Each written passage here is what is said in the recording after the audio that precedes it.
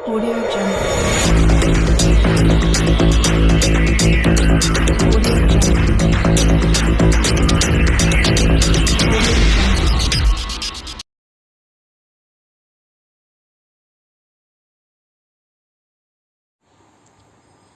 Good evening बच्चों। आज हम आपका हाफ ईयरली एग्ज़ामिनेशन जो चल रहे थे उसमें लास्ट पेपर आपका 8th क्लास का साइंस का था, वो पेपर सॉल्व करेंगे। टोटल क्वेश्चन अब तक आपको पता चल चुके हैं कि 23 क्वेश्चंस हैं पेपर में, और पहले जो क्वेश्चंस हैं 15 क्वेश्चंस वो short questions 1 word MCQs fill in the blanks हैं। तो पहला क्वेश्चन है आपका, निम्नलिखित में से कौन फलीदार जड़ों की में पाए जाते हैं। तो ऑप्शन आपको यहाँ पे बिल्कुल स्पष्ट दिख रहा है। राइजोबियम जीवाणु जो है फलीदार पौधों की जड़ों में पाया जाता है। नेक्स्ट क्वेश्चन है, पेनिसिलिन के आविष्कारक कौन है। तो पेनिसिलिन जो है एक प्रतिजैविक दवाई है और इसके आविष्कारक कौन है, अलेक्जेंडर फ्लेमिंग। नेक्स्ट क्वेश्चन है, कौन सा प्राकृतिक रेशा है। आपको पता है कि रेशे जो हैं 2 प्रकार के होते हैं, एक तो हैं आपके कृत्रिम रेशे और दूसरे प्राकृतिक।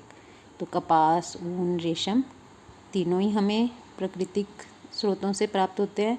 कपास और ऊन तो हमें पौधों से प्राप्त होते हैं और रेशम जंतु से, रेशम कीट से प्राप्त होता है। तो इसका उत्तर आपका आएगा डी, उपयुक्त सभी।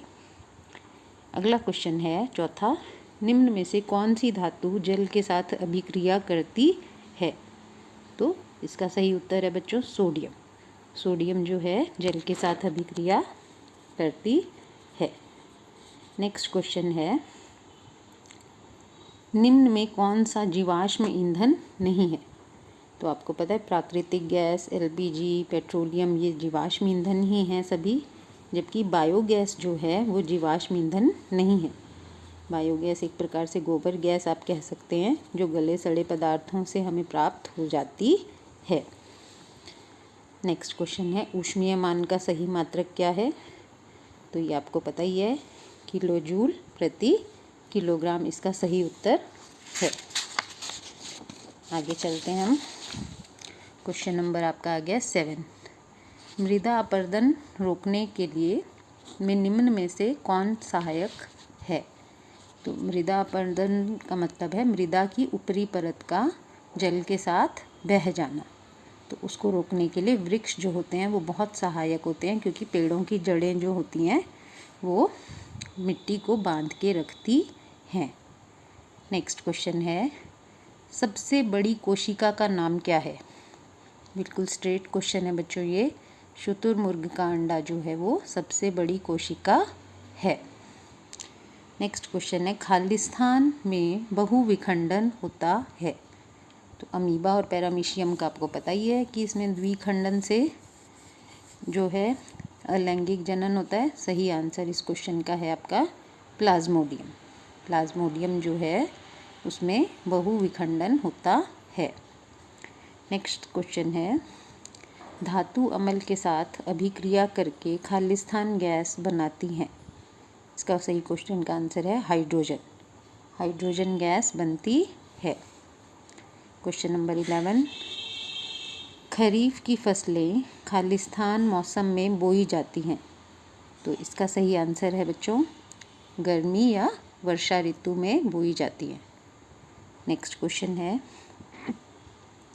कॉपर के बर्तनों पर खालिस्तान रंग का जंग लगता है। इसका सही उत्तर है हरा। अगला क्वेश्चन है क्वेश्चन नंबर 13, CNG का पूरा नाम खालिस्तान है। इसका सही आंसर है बच्चों संपीड़ित प्राकृतिक गैस। ये एक इम्पॉर्टेंट क्वेश्चन है, बहुत सारे पेपर्स में ये पूछा भी जाता है। इंग्लिश में हम इसको कॉम्प्रेस्ड नेचुरल गैस भी कहते हैं। नेक्स्ट क्वेश्चन है, कोशिका शब्द के जनक रॉबर्ट हुक हैं। तो ये सही है, तो यहाँ पर हम सही पे निशान लगाएंगे। नेक्स्ट क्वेश्चन है, रेशम की खोज भारत में हुई। गलत है बच्चों ये, तो इस पर आप गलत का निशान लगाएंगे। रेशम की खोज चीन में हुई थी। अगला क्वेश्चन है क्वेश्चन नंबर 16। सूक्ष्म जीव किसे कहते हैं, ये कितने प्रकार के होते हैं। सूक्ष्म जीव वे जीव हैं जिन्हें हम नंगी आँखों से नहीं देख सकते। इन्हें देखने के लिए हमें सूक्ष्मदर्शी की आवश्यकता होती है। इसके प्रमुख प्रकार हैं शैवाल, कवक, प्रोटोजोआ और जीवाणु। विषाणु जो हैं वो सूक्ष्म जीव ही हैं, लेकिन उनका एक अलग ग्रुप होता है। नेक्स्ट क्वेश्चन है बच्चों क्वेश्चन नंबर 17। 2 अम्लीय गैसों के नाम लिखो। तो सल्फ़र डाइऑक्साइड और नाइट्रोजन डाइऑक्साइड जो हैं दोनों अम्लीय गैस हैं। हम जब अम्लीय वर्षा के विषय में पढ़ते हैं तब इन दोनों गैसों की बात होती है। नेक्स्ट क्वेश्चन है एक कोशिकीय जीव और बहुकोशिकीय जीव क्या होते हैं।